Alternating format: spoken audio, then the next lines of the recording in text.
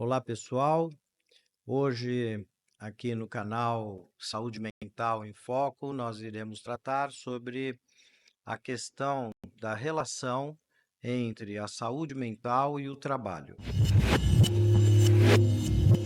O trabalho, ele é fundamental para o ser humano, uma vez que o ser humano tem a necessidade de se realizar no trabalho desde o ponto de vista técnico, se realizar no trabalho do ponto de vista relacional e, através do trabalho, extrair as condições para custear uma vida digna e segura. Nem sempre esses três elementos estão harmoniosos e as pessoas precisam, muitas vezes, equilibrar ou compensar, ou às vezes, quando isso não ocorre, pode haver uma descompensação da saúde mental do trabalhador.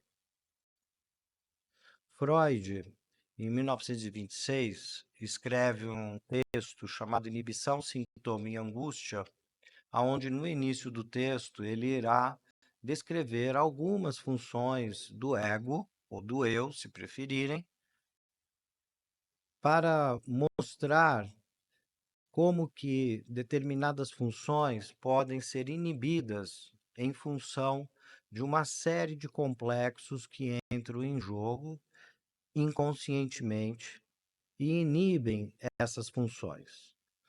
Uma das funções que ele destaca e coloca isso como extremamente importante é a função do trabalho. Freud desenvolverá seu pensamento conectando a função do trabalho com fatores inconscientes. Ele, até o final, não abrirá mão de dizer que, muitas vezes, um sentimento de inferioridade, um afeto recalcado, um desejo recalcado, pode estar influenciando numa dificuldade na área de trabalho. Mas essa dificuldade pode ser algo leve, moderado ou até grave, inibindo sensivelmente ou permanentemente a função do trabalho. Freud vai descrever, né, em cima do que ele entendia de estruturas clínicas, as diferentes formas de apresentação no trabalho para cada estrutura. Mas ele, em 1932, em outro texto chamado A Vida Pulsional, desculpe, em outro texto chamado Angústia e a Vida Pulsional, ele irá dizer que em todas as estruturas clínicas, a fantasia de autopunição estaria na base da força motriz de não realizar os seus desejos. Ou seja, que a manutenção de certas inibições, que sejam elas inibição na alimentação, que seja ela inibição sexual, que seja uma inibição na relação, ou, né, como ele vai desenvolver inibição no trabalho, são decorrentes de fantasias de autopunição. O que isso quer dizer? Isso quer dizer que a pessoa pode fracassar no trabalho e criar uma série de sintomas que levam, né, a um desgaste considerável da sua relação com o trabalho, diminuindo sensivelmente sua capacidade de trabalhar a partir de um sentimento de culpa. Mas esse sentimento de culpa, nem sempre ele é expresso conscientemente. Muitas vezes, o que que acontece? Ele até sente um sentimento de culpa, mas ele não sabe qual é a significação que levou a esse sentimento de culpa. E outras tantas vezes o sentimento de culpa nem aparece na consciência. Ele simplesmente não entra em contato com esse sentimento de culpa que está levando ele a fracassar. É verdade que também alguns fatores externos também podem influenciar. Mas como que nós podemos da entender o desenvolvimento de algo que seria uma uma inibição passageira e depois superada através de um treinamento adequado ou de um entendimento de quais são os fatores que estão desgastando aquele indivíduo, e aí ele supera isso no trabalho, e tentar entender como que certas pessoas acabam tornando essas inibições crônicas e cronificando essas inibições, eles prejudicam sensivelmente o seu trabalho, às vezes a ponto de ter que parar de trabalhar, entrar, né, na Previdência Social, por exemplo, ser amparado, ou muitas vezes nem entrar na Previdência Social. Então, nós sabemos muito bem, né, que hoje, desde os anos 70, através de estudos americanos, né? E não é à toa que começa, né? É muito interessante, porque o termo burnout, que está tão em moda hoje, em outros campos que não da psicanálise, se inicia justamente com um psicanalista. É ele que dá destaque a esse termo, que fazia parte, né, de uma, de um movimento hippie dos anos 70 que dava o nome de burnout quando o cara, né, ficava muito louco, ou tinha uma crise, um surto por tomar drogas em excesso. Eu me lembro, né, que nos anos 70 eu era jovem e a gente falava, ó, o cara fritou. Aqui no Brasil, fritou os neurônios, fritou o cérebro. Interessante, porque a gíria veio e ela se instaurou e ela vem justamente desses movimentos hippies e quer dizer o quê? Burn out, né? Queimou. Então, de fato, né, a juventude dos anos 70, da qual eu mesmo fazia parte, nós falamos, e o cara fritou o cérebro. Bem, acredito que tem uma vinculação entre uma coisa e outra, né, mas veja como que os estudos de um psicanalista, né, que começa a estudar a questão do burnout de uma forma não científica, mas isso não quer dizer que não era clínica. Ele começa a ter uma abordagem clínica sem tentar fazer uma sistematização desde o ponto de vista científico positivista. O termo caiu na boca do povo e se tornou extremamente popular, e hoje outras linhas da psicologia, da psiquiatria tentam entender o que que isso pode querer dizer e quais são as consequências disso no dia a dia de uma pessoa. Para os psicólogos e para o CID, 11, CID-10, que adotou essa nomenclatura, e agora no CID-11 foi adotada recentemente, alguns anos atrás, né, com orientação da Organização Mundial de Saúde,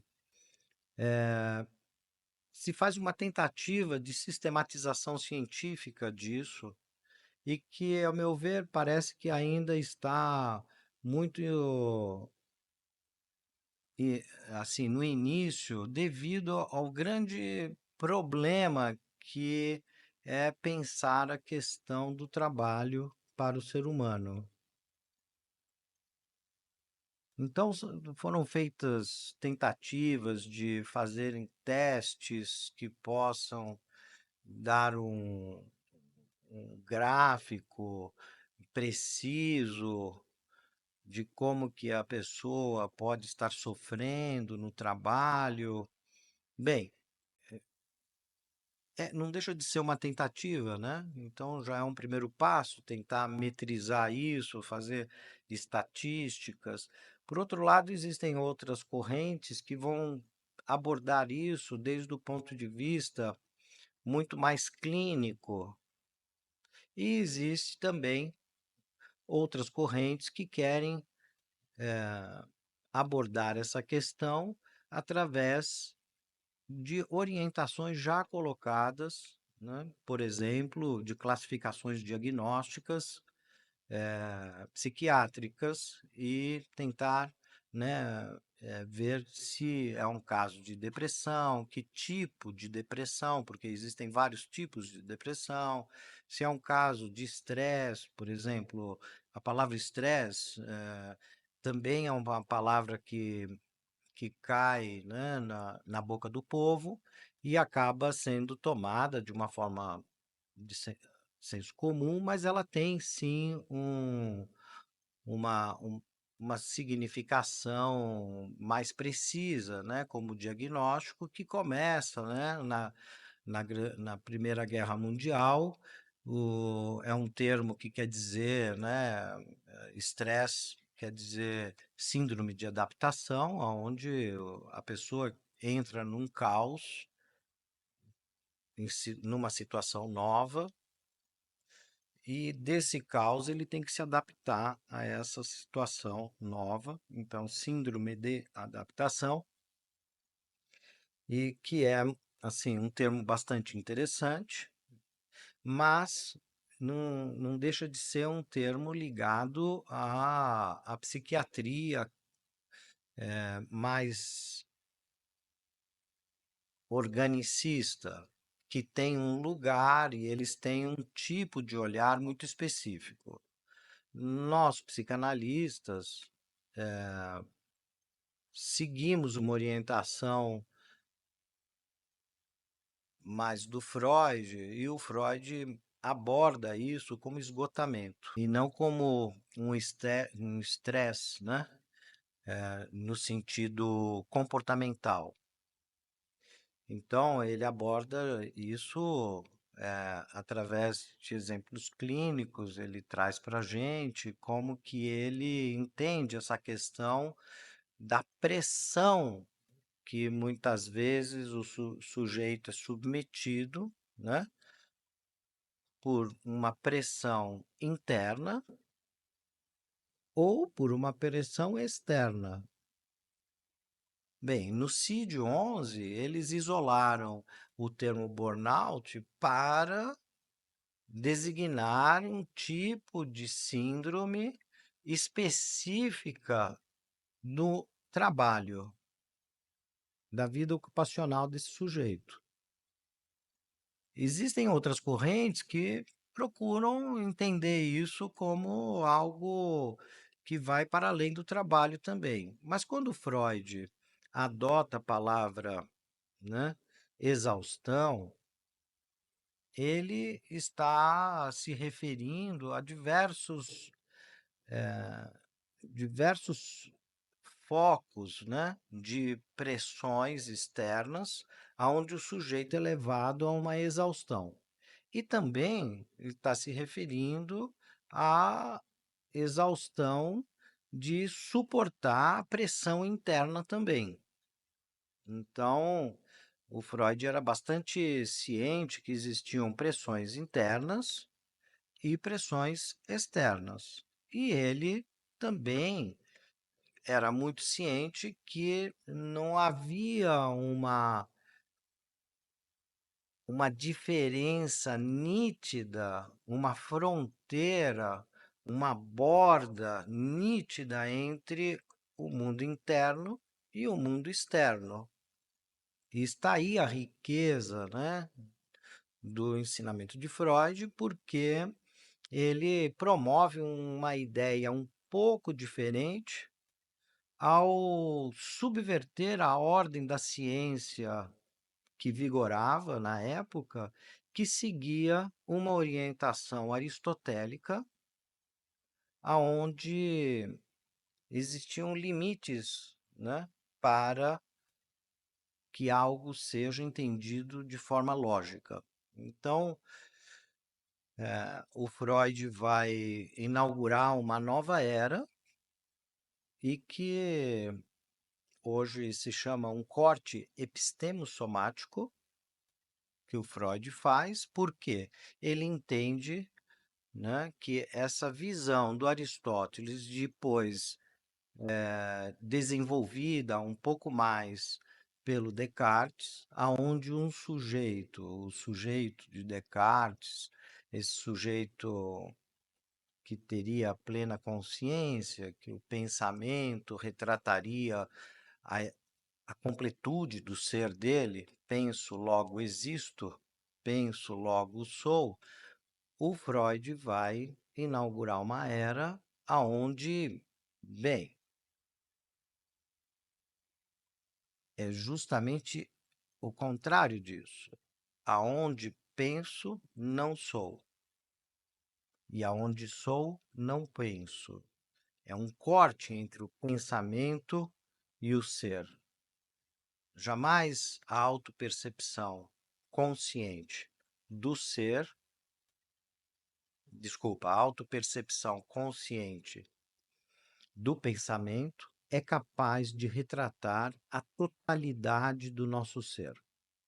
Então, esse corte que Freud faz, ele subverte, né, tudo que vinha sendo pensado sobre ciência.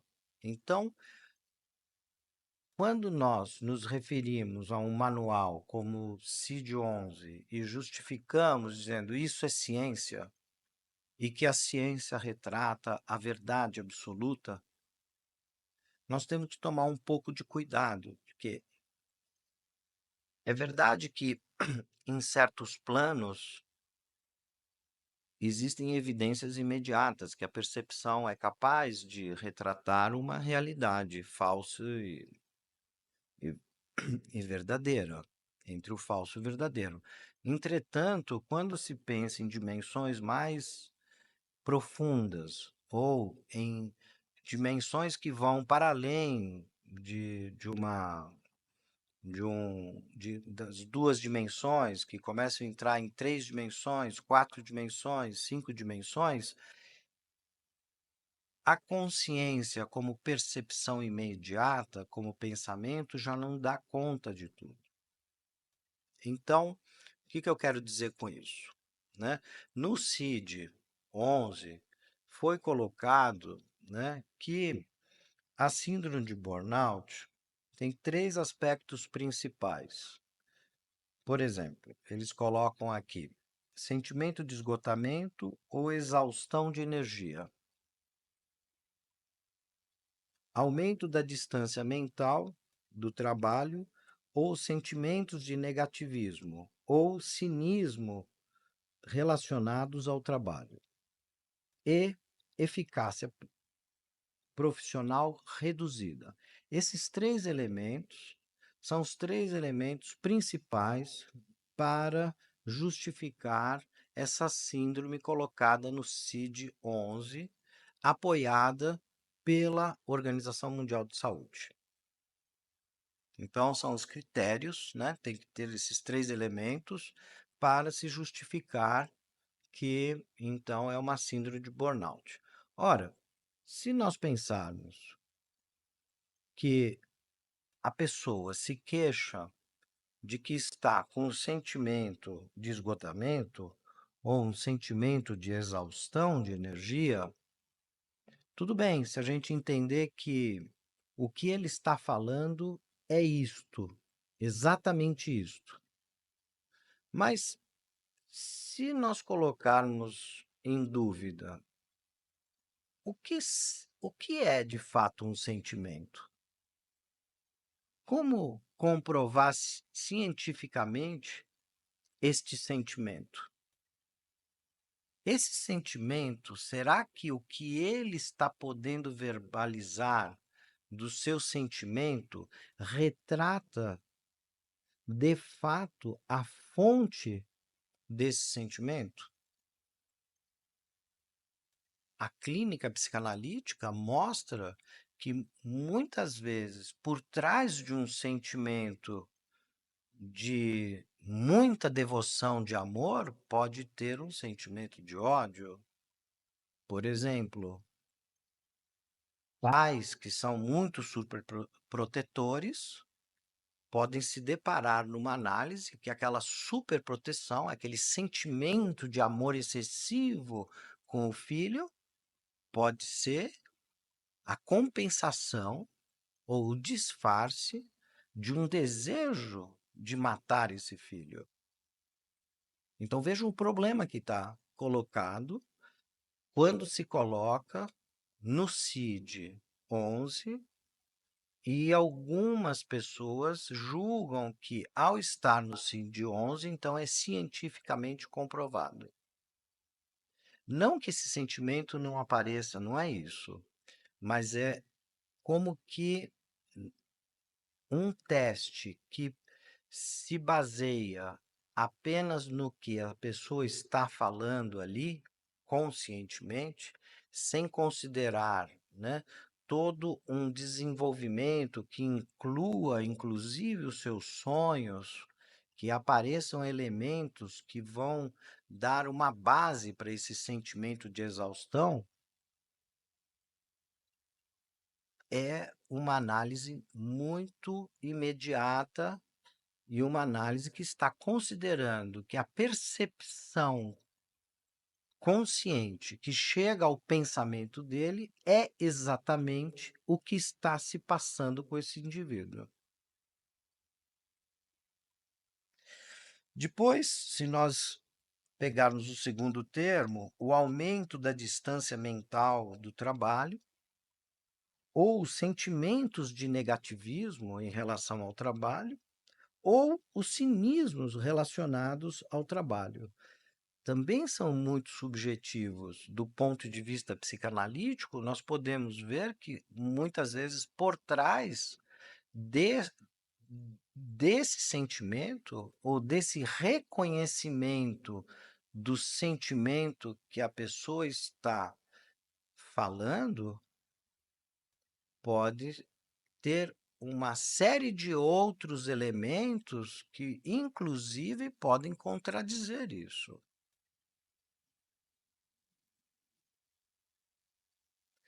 Quando nós vamos para o terceiro item, eficácia profissional reduzida, sim, esse pode ser mais próximo, né, da realidade desse sujeito, ele perceber que ele tem um potencial e que ele não está conseguindo exercer esse potencial e alcançar as exigências do trabalho. Então, não me foi raro, né, atender pacientes aonde eles estavam prestes, né, sabiam toda a matéria e iam fazer o concurso para ser um juiz e na hora do concurso dá um branco e ele não consegue passar no concurso. Vai fazer uma prova e se confunde. Ao invés de colocar que era uma coisa, coloca outra Bem, se nós pegarmos esses dois exemplos, nós podemos pensar, bem, mas essa confusão e esse branco foi um lapso, ele estava cansado, então dá branco mesmo. Ou a confusão é uma confusão normal que se faz, a pessoa às vezes. Não, para a psicanálise, essa confusão pode ser tomada como um ato falho, uma expressão do inconsciente. E dar um branco justamente na hora que ele está precisando exercer aquela função. Vale lembrar que em francês, estudar é travailler, é trabalhar.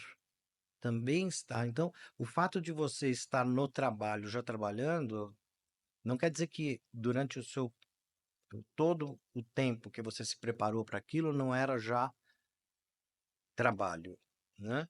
Então,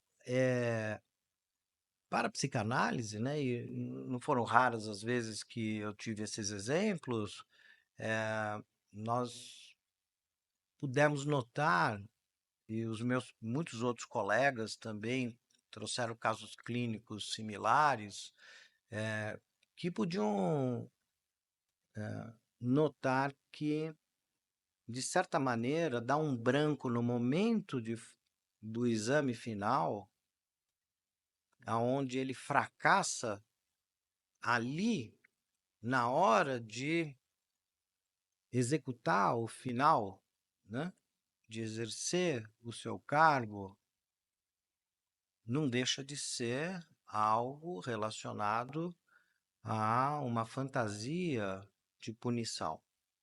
Então ele precisa fracassar para se punir. Isso era muito evidente em muitos casos clínicos. Então, é um assunto bastante delicado, porque como diferenciar, né?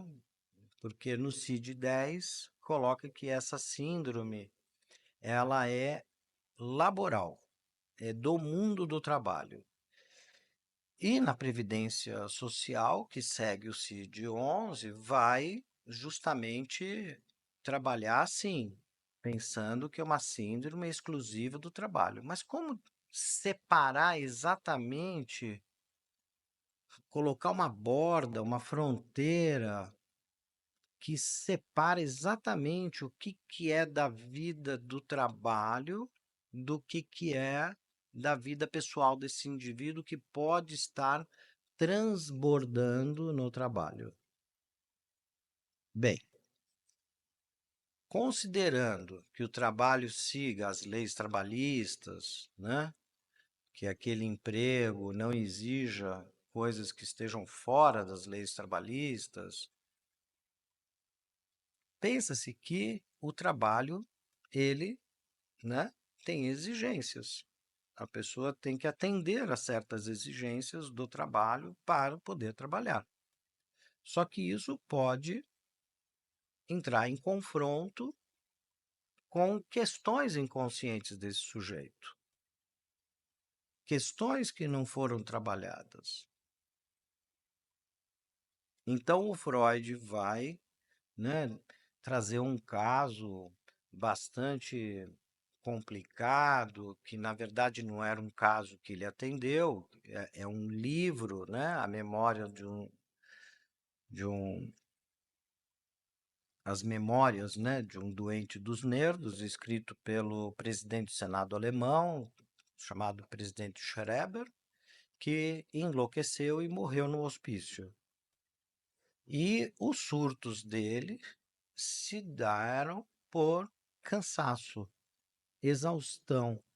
E o Freud frisa bem, né? Principalmente o segundo surto, aonde ele não sai mais do hospício, é logo após ele ter uma promoção no trabalho e ele se tornar o grande juiz, né? Como se fosse talvez o juiz do Supremo Tribunal aqui, e ele se ver tão jovem, tendo que assumir um cargo junto com outros que eram muito mais velhos que ele, e as exigências eram enormes e ele sucumbe.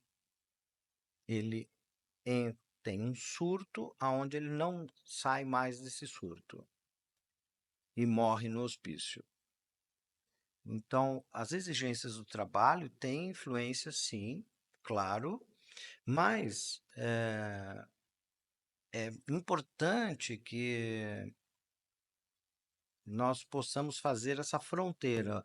O que são exigências do trabalho que, de fato, o trabalho está exigindo além da conta, e daí essa pessoa, só por causa do trabalho, é que ela entrou em sofrimento,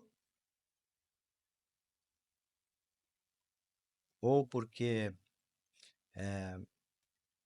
não tem mais, né, aquele desejo de trabalhar com aquilo, ou porque imaginava que aquele trabalho ia lhe trazer uma satisfação e não trouxe quanto ele queria, ou porque não imaginava o quanto que aquele trabalho iria exigir dele.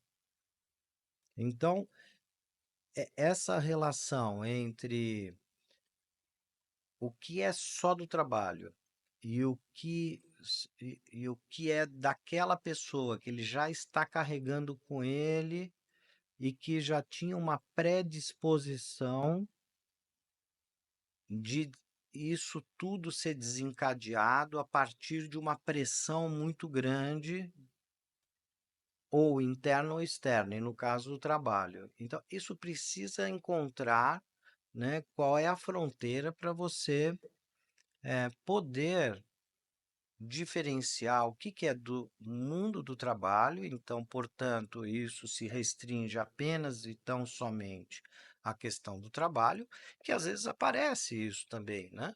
Na clínica, a gente atender pacientes aonde ele descobre que aquele trabalho não está realizando ele. Ele imaginou que ia realizar, mas ele não está se realizando. E ele começa a entrar em sofrimento, porque ele não sabe o que está acontecendo com ele. Ele está se sentindo mal, ele está se sentindo infeliz, ele começa a ficar menos produtivo, ele começa a se sentir muito cansado, ele começa a ter problemas de sono, ele começa a ter problemas alimentares, ele começa a ter problemas de estômago, de dores no corpo, dor de cabeça, problemas relacionais, às vezes em casa, né, que ele vai trazer a insatisfação que ele está tendo no trabalho para dentro de casa. Então, isso realmente pode tomar uma proporção de um sofrimento muito intenso e muito difícil de você delimitar o que é de dentro do trabalho e o que não é de dentro do trabalho. Mas existem casos que, de fato, a pessoa saindo daquele trabalho, indo fazer outra coisa, a coisa se dissipa, esse sofrimento se dissipa. Mas não quer dizer que esse sofrimento que se dissipou era a causa desse sofrimento. Às vezes sim, mas às vezes não. E isso é clássico na dissociação histérica, né? Uma das características da dissociação histérica é achar que mudando o mundo externo, ele vai mudar o sentimento dele, o sofrimento dele. Então ele decide mudar para a Europa, dizendo que aqui é insuportável. Chega na Europa, depois de alguns meses ou depois de um ano, ele começa a sentir aquele sofrimento novamente. Por quê? Porque ele carrega dentro de si a causa.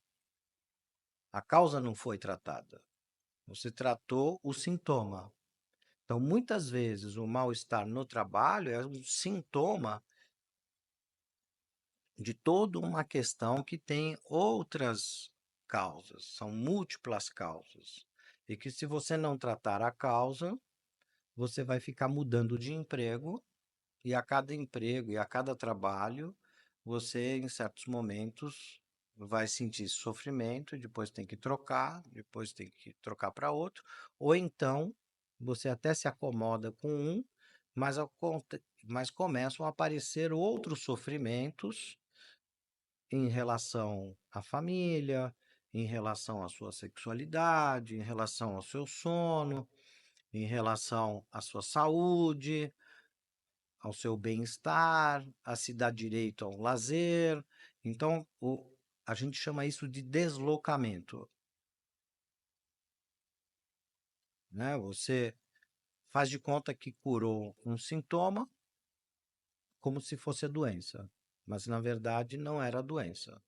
E aí entra uma questão: até que ponto o burnout é uma doença, né? Tem toda uma discussão hoje em torno disso. Então, tem psiquiatras e psicólogos que vão dizer que é doença, outros vão dizer que não é doença, que é uma síndrome. Mas uma síndrome também pode ser uma doença, mas não necessariamente. Então, eh, existem estudos que vão alegar que é uma doença, mas esses estudos não conseguem, fazer um diagnóstico preciso. Eles vão incluir tantos sintomas dentro do que se chama burnout, que chega a perto de 140 sintomas, aonde fica impossível de você ter um diagnóstico que marque uma fronteira nítida com um diagnóstico diferencial. Porque para você delimitar, circunscrever um diagnóstico como doença, você precisa também circunscrever o diagnóstico diferencial, o que não é aquela doença, para circunscrever o que é aquela doença. Então, com 140 sintomas, né, fica muito difícil de você sustentar, né, uma posição de que já se pode falar em doença ou não. O que aconteceu no CID, né? No CID-11, a Organização Mundial de Saúde recomendou que seguisse um certo padrão para chegar à conclusão de que é uma doença, só que colocaram como síndrome e quando isso foi feito, imediatamente alguns cientistas se colocaram contra e justificando, e levaram isso ao OMS e aos, aos pesquisadores do CID e mostraram lá o erro que o CID estava cometendo ao colocar isso como uma doença. E o CID fez, né, uma observação no final, e a observação é o seguinte: 28 de maio de 2019, atualização do Departamento de Tempo. O burnout está incluído na 11ª revisão da Classificação Internacional de Doenças, CID-11. Não é classificada como uma condição médica. É descrito no capítulo fatores que influenciam o estado de saúde ou o contato com os serviços de saúde, que inclui razões pelas quais as pessoas entram em contato com os serviços de saúde, mas que não são classificadas como doenças ou condições de saúde. Então, eles tiveram de fazer um aditivo e que não está junto com o código correspondente. Então, só quem lê o CID inteiro com os aditivos é que sabe que foi feita uma retificação aí e um aditivo para explicar melhor o que ocorreu. Então, que não é uma doença. E já existem muitos pesquisadores e profissionais da área de saúde que seguem essa orientação, que consideram os problemas e os sofrimentos do trabalhador como assim, muito importantes, mas que não consideram isso como doença. Então tem toda uma discussão em cima disso, que ao meu ver, eu não me colocaria nem contra nem a favor. A princípio, eu acho que é bom que exista, né, essa diversidade de opiniões, de pontos de vista, porque isso favorece a gente ter um debate sobre o assunto e não um fechamento. E é por isso que Freud, né, e Lacan vão bater muito nessa tecla de que o psicanalista não pode fazer um diagnóstico fechado.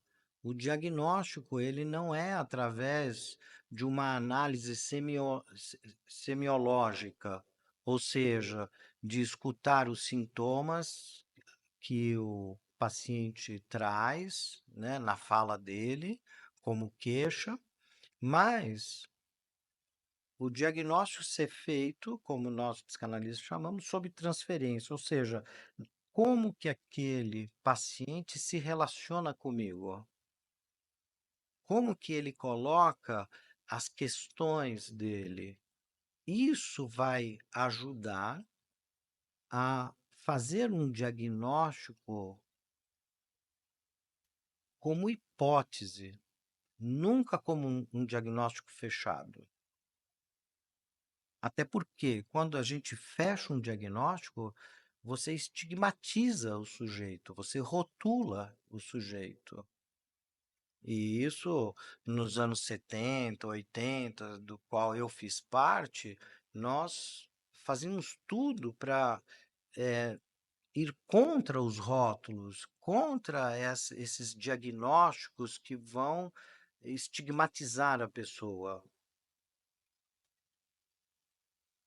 Então, não se trata de negar o sofrimento da pessoa, mas, pelo contrário, de se apegar no sofrimento, mais no sofrimento subjetivo dessa pessoa, entendendo que esse sofrimento objetivo que ele consegue relatar é só a ponta de um iceberg que é o reflexo de uma série de outros sentimentos que precisam ser tratados para que você trate as causas dessa, desse sofrimento.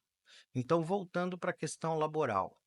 A questão laboral é fundamental para o ser humano ter a independência. Independência de quem? Principalmente do papai e da mamãe.